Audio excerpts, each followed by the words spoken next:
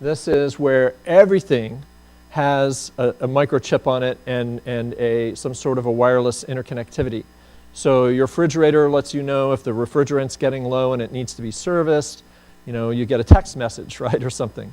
When everything's talking to everything, there's huge impacts in home and in industry because things that humans had to do to maintenance and manual entering of data and all this sort of thing, it's going to just be automatically collected. So think about big data. This is super big data. We're going to have more data than we know what to do with here.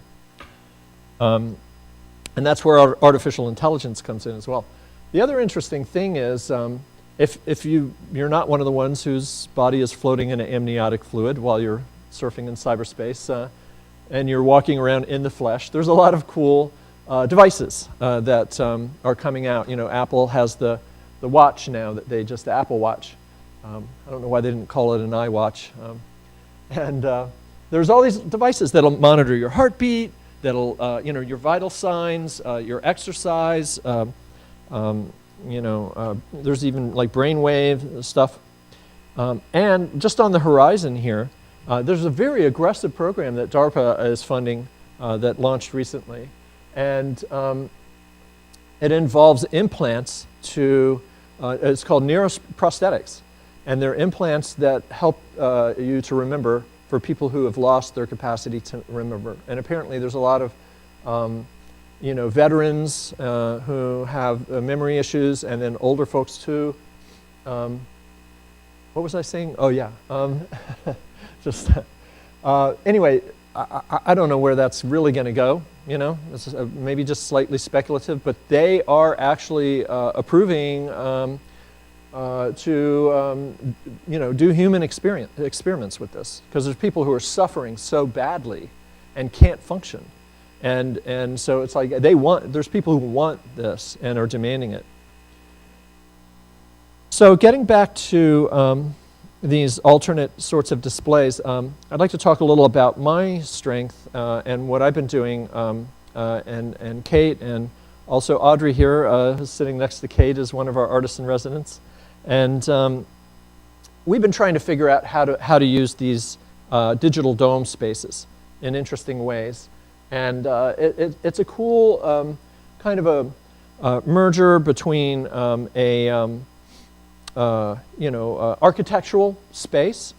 It's a digital cyber world that you can, the dome becomes a portal into a cyber world for a large group of people.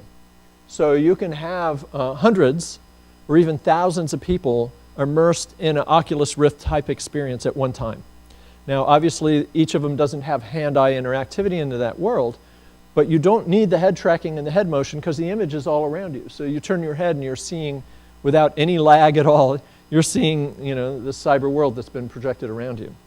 And then you can have a navigator. This is Greg Downey, who's with X-Res, a local visual effects house.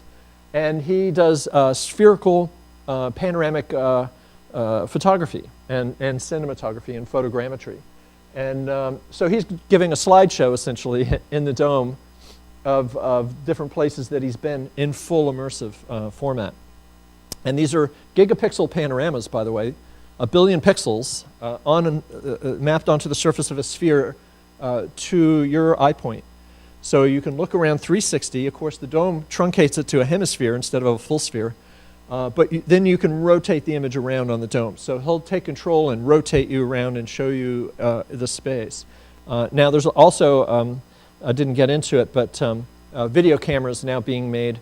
After the Rift was funded, now there's tens of millions of dollars going into making spherical video cameras better. They already have GoPro clusters on a stick. It's like a spherical eye that just floats through the world. You hold it on a stick or whatever. It's incredible. So anyway, the domes actually are an existing market. There's a lot of them out there already, mostly digital planetariums. There's 120 giant screen cinemas. And these are IMAX, OmniMax domes. There's also smaller portable domes, themed entertainment, soaring over California, if you've seen that. In Vancouver, there's Flyover Canada. There's events domes like ours downtown, which is a semi-permanent mobile structure. The domes are somewhat of a disruptive technology. The giant screen film theaters have been upturning here only because they've downscaled them and put them in regular cinemas. So they're really not giant screens anymore. You might have heard some of the buzz about IMAX, you know.